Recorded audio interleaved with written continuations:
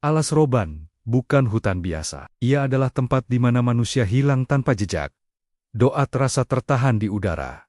Dan makhluk dari dua alam saling mengintai dalam gelap. Malam ini, kamu akan menyaksikan kisah yang jarang diceritakan. Bukan hanya tentang pertarungan kesaktian, tapi tentang benturan iman, kesombongan, dan hidayah yang mengubah takdir selamanya. Sebelum cerita ini dimulai, aku doakan siapapun kamu yang sudah klik video ini, semoga rezekimu dilapangkan, urusanmu dimudahkan, hatimu ditenangkan, dan langkah hidupmu selalu dijaga oleh Allah. Jika kamu mengaminkan doa ini, tuliskan amin di kolom komentar, biar doa baik ini mengalir untuk kita semua. Dan kalau kamu suka cerita-cerita penuh misteri, sejarah, dan hikmah seperti ini, jangan lupa dukung channel ini dengan klik subscribe sekarang juga. Gratis, tapi sangat berarti agar channel ini terus hidup dan bisa menghadirkan kisah-kisah yang lebih besar dan lebih dalam lagi.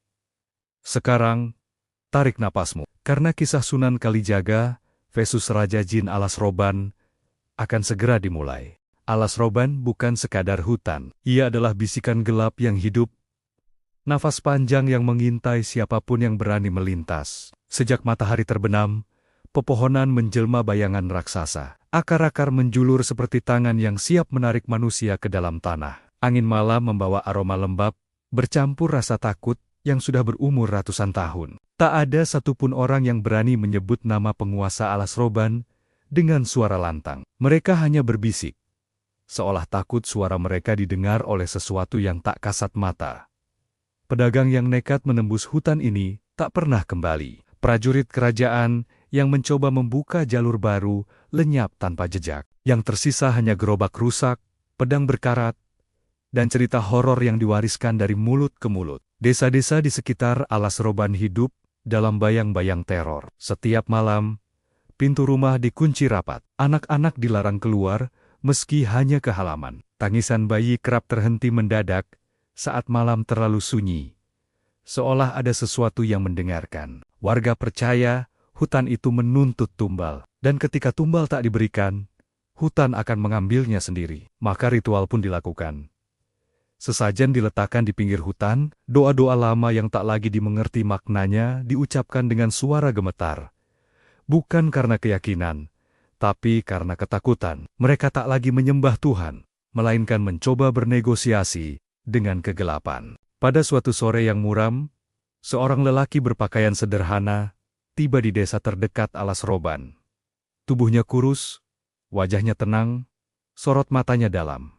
Tak ada yang mengenalinya. Ia berjalan perlahan, menyapa warga dengan senyum yang terasa asing di tempat sekelam itu. Orang-orang tak tahu bahwa lelaki itu adalah Sunan Kalijaga, seorang wali yang telah lama mengembara, menapaki jalan dakwah dengan cara yang tak biasa. Sunan Kalijaga merasakan sesuatu sejak langkah pertamanya menginjak tanah desa itu. Udara terasa berat, seolah doa-doa tak pernah naik ke langit. Malam hari, ia duduk di serambi rumah seorang warga, mendengarkan cerita tentang Alas Roban, tentang jeritan di tengah malam, tentang bayangan besar bermata merah yang terlihat di antara pepohonan, tentang suara tawa yang menggema tanpa sumber. Sunan Kalijaga tak menunjukkan rasa takut. Ia hanya diam, menundukkan kepala, seakan mendengar sesuatu yang tak bisa didengar manusia lain. Dalam hatinya, ia tahu, penguasa Alas Roban bukan sekadar makhluk buas. Ada kesombongan tua yang mengakar kuat di sana. Kesombongan yang menantang langit. Malam semakin larut, bulan tertutup awan. Sunan Kalijaga berdiri dan melangkah menuju hutan seorang diri. Tak membawa senjata, tak membawa jimat, hanya keyakinan yang teguh dan doa yang tak putus di dalam dada. Langkahnya perlahan tapi pasti, menembus batas antara desa dan kegelapan. Begitu memasuki Alas Roban, suasana berubah drastis.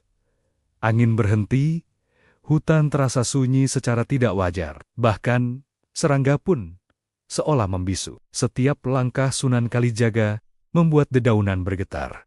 Bukan karena angin, melainkan karena sesuatu yang terbangun dari tidur panjangnya. Tanah bergetar pelan, udara menghitam. Dari balik pepohonan, muncul cahaya merah menyala. Sosok besar perlahan terbentuk, menjulang, bermahkota bayangan, dengan mata yang menyala penuh amarah. Inilah Raja Jin Alas Roban, penguasa yang selama ratusan tahun menundukkan manusia dengan ketakutan. Suara tawa menggema, berat dan menghancurkan kesunyi. Suara itu bukan sekadar suara, melainkan tekanan yang membuat dada terasa sesak. Raja Jin memandang Sunan Kalijaga dari atas, penuh hina dan murka. Baginya, manusia hanyalah makhluk rapuh yang datang untuk mati.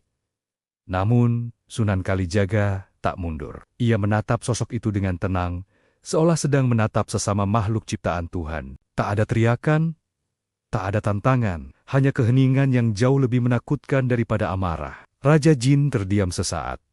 Tak pernah ada manusia yang menatapnya tanpa rasa takut. Hutan yang biasanya patuh kini bergetar aneh, seolah merespons kehadiran Sunan Kalijaga. Malam itu dua dunia bertemu di tengah alas roban. Dunia kesombongan dan dunia ketundukan. Dunia kegelapan dan cahaya yang belum menampakkan sinarnya. Dan tanpa ada satupun serangan dilepaskan, tanpa darah yang tumpah, pertarungan terbesar pun dimulai. Bukan pertarungan fisik, melainkan pertarungan takdir. Pertarungan yang akan menentukan nasib alas roban, manusia, dan sang Raja Jin itu sendiri.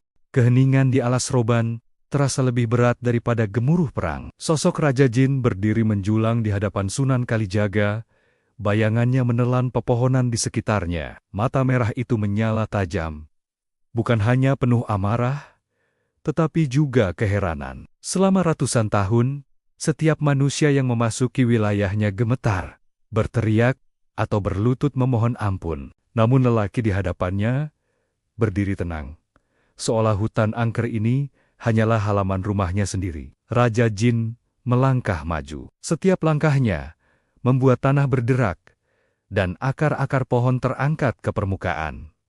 Udara bergetar oleh kekuatannya. Ia tertawa pelan, tawa yang menggema dan menyusup ke dada, seperti racun dingin. Baginya, keheningan Sunan Kalijaga adalah bentuk penghinaan.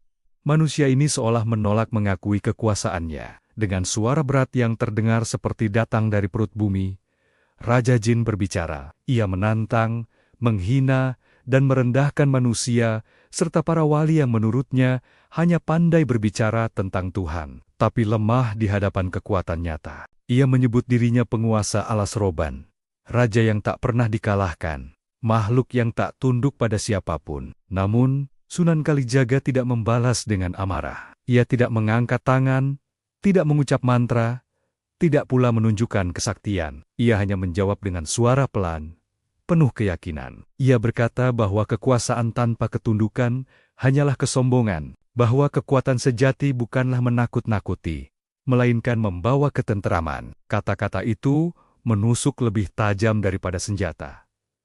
Raja Jin tersentak. Hutan merespons kegelisahannya. Angin kembali berhembus liar, dedaunan beterbangan, dan suara lolongan panjang terdengar dari kejauhan. Amarah Raja Jin meledak. Langit menghitam, kilat menyambar di antara dahan-dahan pohon. Raja Jin mengangkat tangannya. Aura panas dan gelap menyelimuti alas roban.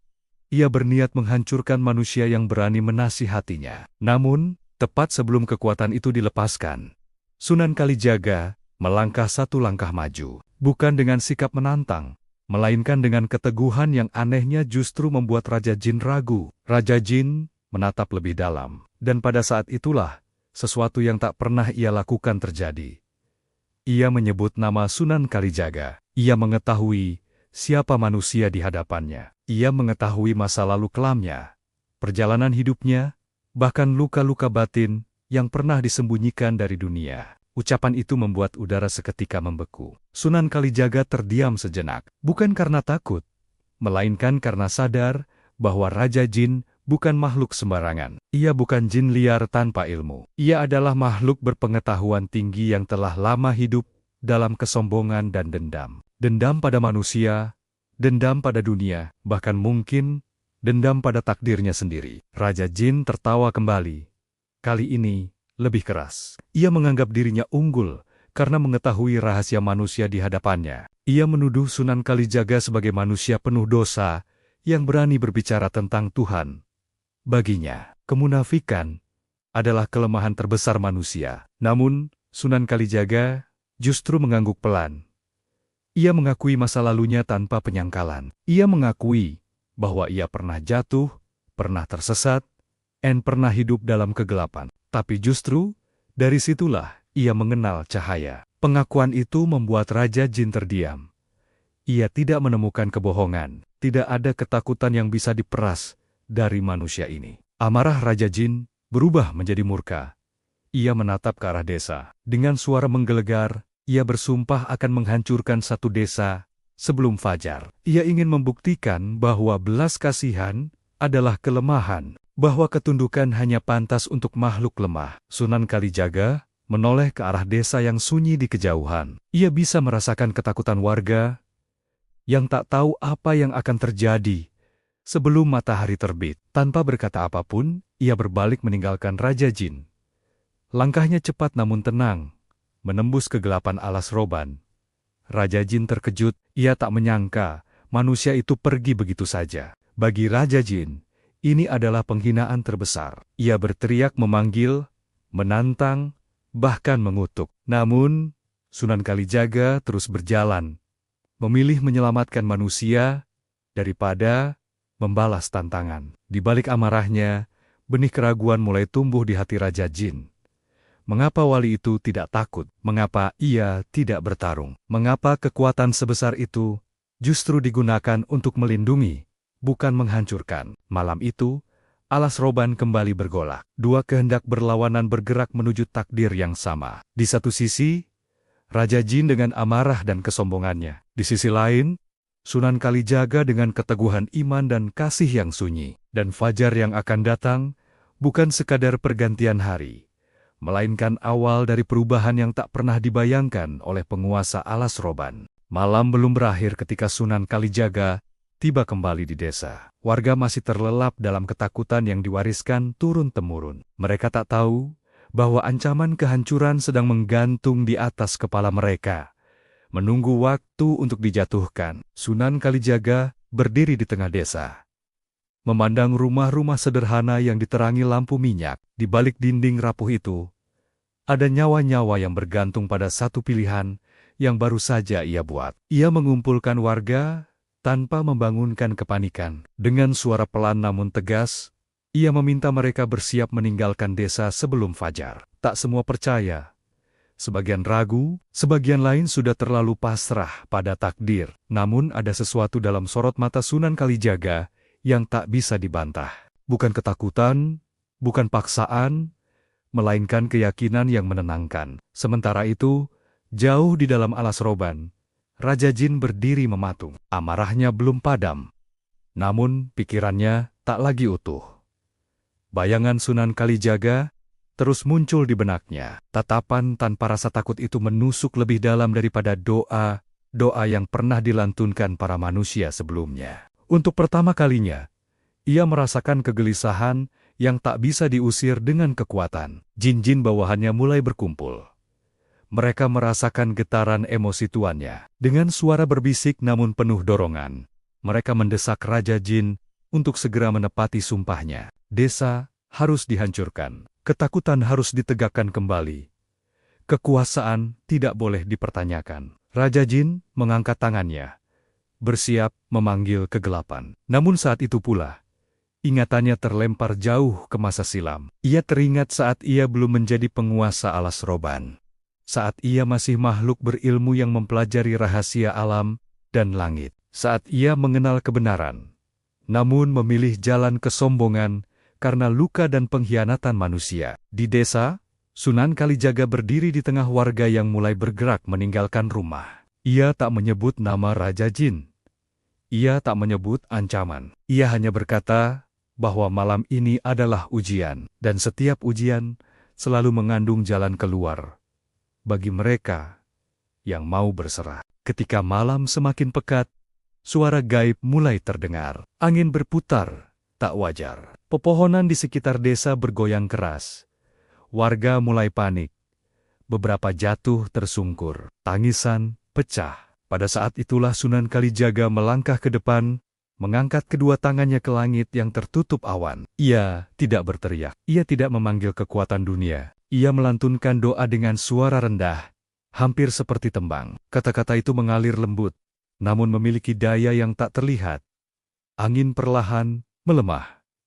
Getaran tanah mereda. Desa seolah diselimuti pelindung yang tak kasat mata. Di alas roban, Raja Jin tersentak.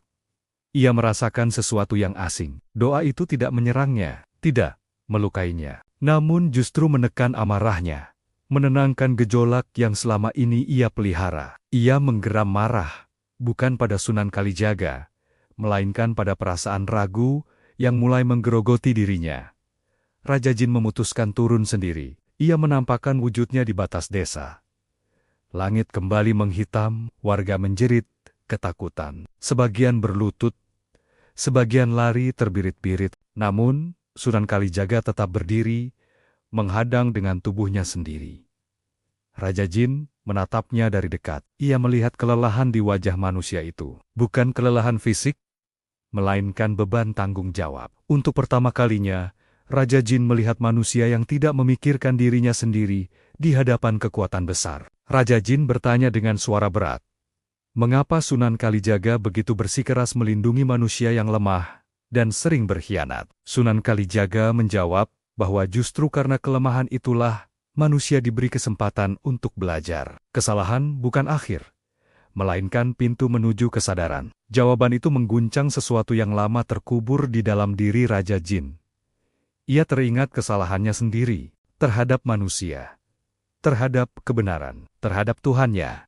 Namun kesombongan belum sepenuhnya runtuh. Ia belum siap mengakuinya. Dengan suara dingin, Raja Jin menantang Sunan Kalijaga pada satu hal. Bukan kekuatan, bukan sihir, melainkan keteguhan hati. Ia ingin melihat sejauh mana manusia ini mampu bertahan tanpa menyerang, tanpa membalas, tanpa membenci. Sunan Kalijaga mengangguk. Ia tahu, ini bukan lagi soal desa atau alas roban. Ini adalah pertarungan batin, pertarungan yang jauh lebih berbahaya daripada perang terbuka. Malam itu, di antara manusia dan jin, sebuah konflik baru dimulai. Konflik yang tak terlihat, namun akan menentukan siapa yang benar-benar berkuasa atas dirinya sendiri. Fajar belum menyentuh cakrawala ketika pertarungan batin itu mencapai titik paling sunyi. Sunan Kalijaga berdiri dengan tubuh tegak, namun hati yang sepenuhnya berserah. Raja Jin alas roban melayang di hadapannya, diselimuti aura gelap yang bergejolak. Dua kehendak saling berhadapan tanpa benturan fisik. Namun tekanan di udara terasa lebih berat daripada ribuan pedang. Raja Jin mulai menguji. Ia memanggil ilusi dari kegelapan. Bayangan penderitaan manusia muncul di sekeliling Sunan Kalijaga. Jeritan orang-orang yang pernah dikhianati. Wajah-wajah penuh amarah. Dan tuduhan tanpa akhir mengalir seperti banjir. Semua itu adalah cermin luka yang pernah ada di dunia manusia. Raja Jin ingin melihat, apakah wali itu akan goyah? Apakah hatinya akan retak oleh rasa bersalah dan penyesalan? Namun, Sunan Kalijaga tidak menutup mata. Ia menerima semua bayangan itu dengan napas yang teratur.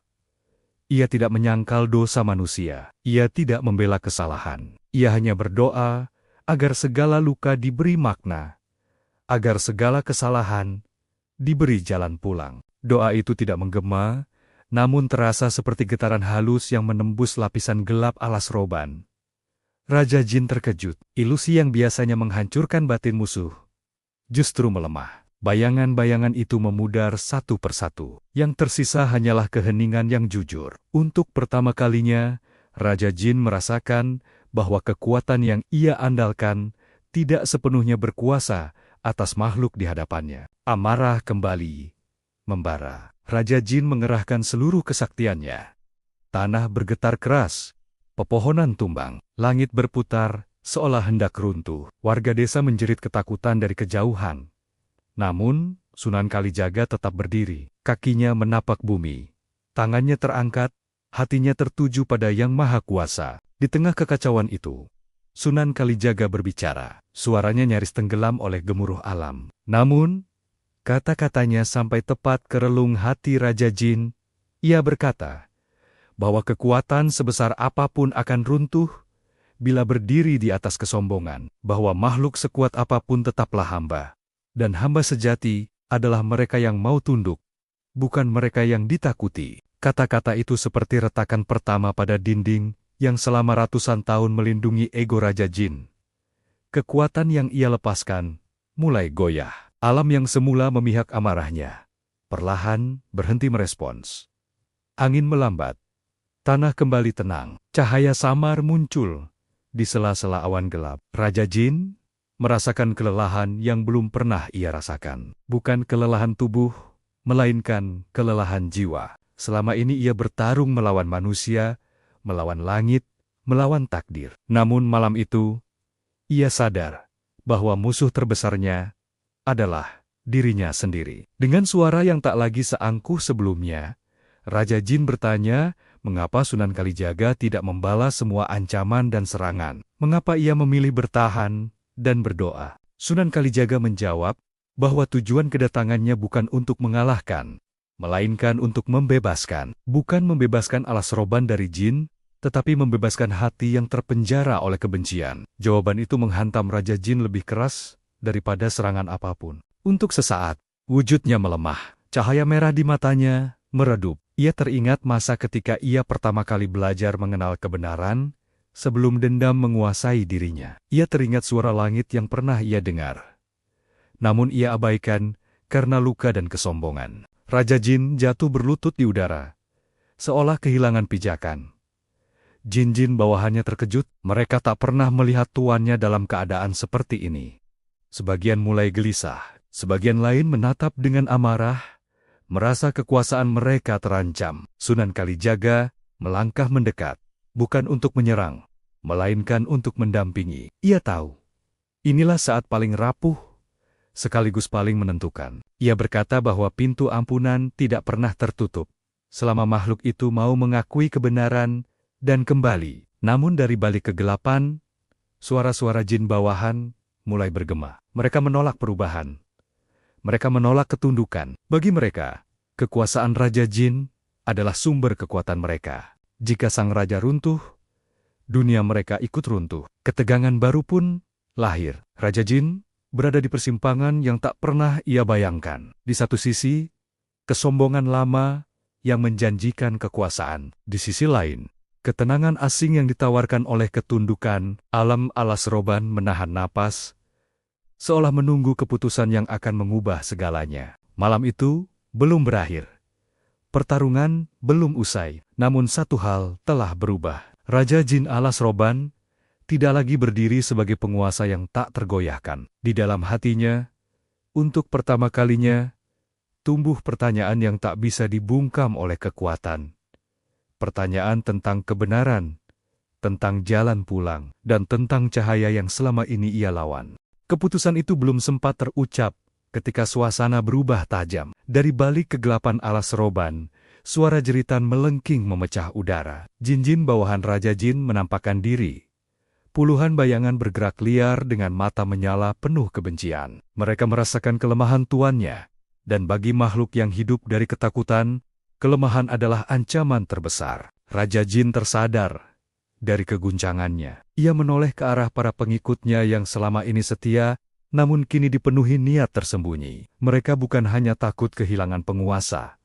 Mereka takut kehilangan kebebasan untuk berbuat sewenang-wenang. Ketundukan yang ditawarkan Sunan Kalijaga bagi mereka adalah akhir dari segalanya. Salah satu jin maju dan bersuara lantang, menuduh Raja Jin telah melemah karena mendengarkan manusia. Kata-kata itu menyulut amarah yang tersisa. Alas roban kembali bergetar, bukan oleh kekuatan penuh Raja Jin, melainkan oleh kekacauan yang lahir dari perpecahan. Jin-jin lain mulai berteriak, saling memprovokasi, menuntut Raja Jin kembali menjadi penguasa yang ditakuti. Sunan Kalijaga menyadari bahaya yang sebenarnya baru saja muncul. Bukan lagi pertarungan antara dirinya dan Raja Jin, melainkan pertarungan di dalam tubuh kekuasaan itu sendiri. Jika Raja Jin goyah, para jin bawahan bisa berubah menjadi ancaman yang jauh lebih buas bagi manusia dan hutan. Raja Jin memandang Sunan Kalijaga dengan sorot mata yang penuh pergulatan.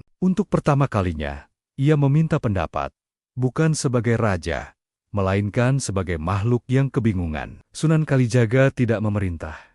Ia tidak memaksa. Ia hanya berkata bahwa setiap pilihan memiliki konsekuensi, dan kebenaran selalu menuntut keberanian paling besar. Kata-kata itu menjadi pemantik. Jin-jin bawahan menyerang, kegelapan meledak. Angin berputar ganas, tanah terbelah, dan jeritan menggema dari segala arah. Raja Jin berdiri di tengah badai ciptaannya sendiri. Ia bisa menghancurkan mereka dengan sisa kekuatannya dan kembali menjadi raja yang ditakuti. Atau ia bisa menahan diri dan menghadapi akibat dari perubahan. Raja Jin memilih berdiri. Ia tidak menyerang membabi buta. Ia menahan kekuatan yang selama ini menjadi ciri kekuasaannya.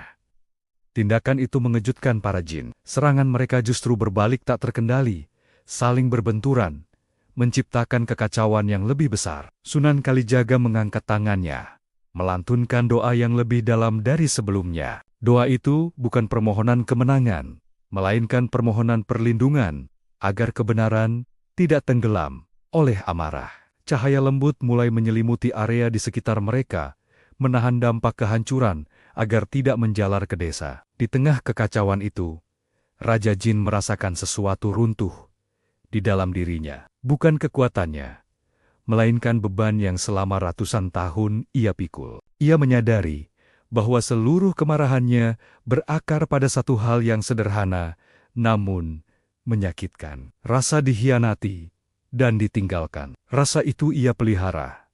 Ia jadikan mahkota, hingga ia lupa bagaimana rasanya berserah. Dengan suara bergetar, Raja Jin mengakui kesalahannya. Bukan kepada jin-jin bawahan, melainkan kepada dirinya sendiri. Pengakuan itu membuat langit seakan terbuka. Kegelapan mulai retak. Jin-jin bawahan terhenti, terkejut melihat tuannya tak lagi berdiri di atas kesombongan. Raja Jin menoleh kepada Sunan Kalijaga dan bertanya, apakah makhluk sepertinya masih memiliki jalan kembali? Apakah dosa dan kesombongan selama ratusan tahun masih bisa diampuni? Sunan Kalijaga menjawab dengan keyakinan yang tak tergoyahkan, bahwa rahmat Tuhan lebih luas daripada dosa manapun, selama ada kejujuran dan penyesalan. Air mata jatuh dari mata Raja Jin, sesuatu yang tak pernah terjadi sebelumnya. Tangisan itu mengguncang alas roban lebih dalam daripada amarah. Para jin bawahan terdiam. Sebagian mundur, sebagian lainnya menjerit ketakutan, menyadari bahwa dunia mereka sedang berubah. Namun waktu tidak berpihak sepenuhnya.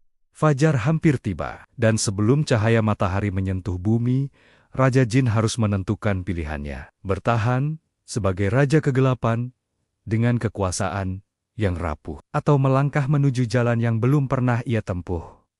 Jalan ketundukan. Di tengah hutan yang mulai mereda, Raja Jin mengangkat kepalanya. Suaranya lirih, namun tegas, ketika ia meminta Sunan Kalijaga untuk mengajarinya jalan itu. Jalan yang selama ini ia tolak. Jalan yang menuntutnya melepaskan mahkota, kekuasaan, dan kesombongan. Alas roban terdiam. Alam menunggu. Dan Sunan Kalijaga tahu, jika pilihan itu benar-benar diambil, maka episode terakhir bukan lagi tentang pertarungan, melainkan tentang kelahiran kembali. Fajar mulai merayap perlahan di balik pepohonan alas roban. Cahaya pucat menyelinap di antara kabut tipis, seolah ragu untuk benar-benar masuk ke wilayah yang selama ratusan tahun dikuasai kegelapan. Alam masih menahan napas. Jin-jin bawahan berdiri terpaku, tak lagi menyerang, tak pula sepenuhnya tunduk. Mereka menunggu satu keputusan yang akan mengubah segalanya. Raja Jin alas roban melayang rendah. Wujudnya tak lagi menjulang angkuh. Aura gelap yang dulu menyelimutinya kini melemah, seperti asap yang perlahan menipis. Matanya yang merah menyala kini redup, dipenuhi kegelisahan dan ketakutan yang tak pernah ia akui sebelumnya. Ia menatap Sunan Kalijaga, bukan sebagai musuh, melainkan sebagai satu-satunya penunjuk arah di persimpangan yang tak pernah ia bayangkan akan ia hadapi. Dengan suara yang bergetar, Raja Jin kembali meminta. Ia ingin diajari, bukan tentang kekuatan, bukan tentang cara menguasai, melainkan tentang cara tunduk, tentang bagaimana kembali kepada Tuhan yang selama ini ia lawan dengan kesombongan dan dendam. Sunan Kalijaga melangkah mendekat, wajahnya tenang, namun matanya menyimpan kesedihan dan harapan sekaligus. Ia tahu, permintaan itu bukan akhir, melainkan awal dari ujian yang jauh lebih berat. Ia berkata bahwa jalan ini menuntut kejujuran penuh, penyesalan tanpa syarat, dan keberanian untuk melepaskan segala yang selama ini dijadikan sandaran. Raja Jin mengangguk perlahan. Setiap kata terasa seperti meruntuhkan mahkota tak kasat mata di kepalanya. Di sekeliling mereka, jin-jin bawahan mulai gelisah. Beberapa meraung marah, menolak perubahan. Beberapa lainnya mundur, takut akan cahaya yang mulai terasa asing, namun menekan. Tiba-tiba, sekelompok jin memberontak. Mereka tak ingin dunia lama berakhir. Mereka menyerang, bukan kepada Sunan Kalijaga, melainkan kepada Raja Jin sendiri. Kegelapan meledak sekali lagi, namun kali ini tanpa kendali. Alam bergetar hebat. Pepohonan tumbang, tanah retak. Raja Jin berdiri di tengah serangan itu. Untuk pertama kalinya dalam hidupnya, ia tidak membalas dengan amarah. Ia menahan diri. Ia melindungi, bukan menyerang. Tubuhnya diterpa kekuatan yang dulu ia kuasai, kini berbalik mengujinya. Luka muncul. Bukan luka fisik, melainkan luka harga diri yang selama ini ia agungkan. Sunan Kalijaga mengangkat doa terakhirnya. Doa yang tidak meminta kehancuran musuh, melainkan keselamatan bagi siapapun yang masih mau kembali. Cahaya lembut menyelimuti Raja Jin, membentuk perlindungan yang tak terlihat. Jin-jin pemberontak terpental. Kekuatan mereka runtuh oleh sesuatu yang tak bisa mereka lawan. Ketundukan yang tulus. Di tengah cahaya itu, Raja Jin merasakan beban terlepas satu persatu. Dendam yang ia genggam ratusan tahun luruh.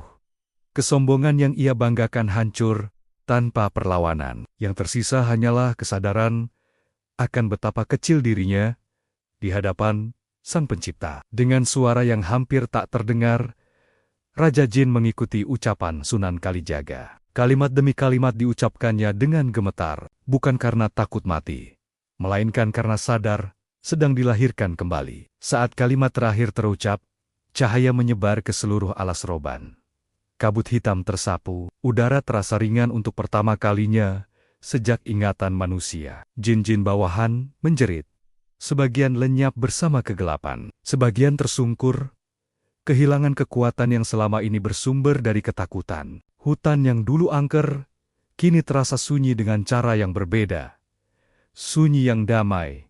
Raja Jin jatuh berlutut, air mata mengalir tanpa bisa ia tahan. Ia bukan lagi penguasa yang ditakuti, melainkan makhluk yang baru belajar tunduk. Ia menundukkan kepala, bukan kepada manusia, tetapi kepada Tuhan yang selama ini ia jauhi. Matahari akhirnya terbit sepenuhnya. Cahaya pagi menembus alas roban, menyentuh tanah yang selama ratusan tahun tak pernah benar-benar merasakan pagi. Burung-burung mulai berkicau, ragu namun nyata. Alam seolah menyambut perubahan itu dengan kelegaan yang dalam. Sunan Kalijaga memandang sekeliling. Ia tahu tugasnya selesai. Ia menoleh pada Raja Jin yang kini memilih melepaskan tahta kegelapan dan bersumpah menjaga alas roban tanpa menebar ketakutan. Bukan sebagai raja, melainkan sebagai penjaga. Tanpa pamit, Sunan Kalijaga melangkah pergi. Jejaknya perlahan menghilang di antara pepohonan. Warga desa kelak hanya akan mendengar cerita tentang malam ketika alas roban berubah, tentang Raja Jin yang masuk Islam, dan tentang seorang wali yang datang bukan untuk mengalahkan, melainkan membebaskan. Sejak hari itu, alas roban tak lagi dikenal sebagai hutan terkutuk. Ia menjadi saksi bisu bahwa tak ada kegelapan yang terlalu pekat untuk cahaya hidayah, dan tak ada makhluk yang terlalu jauh untuk kembali pulang.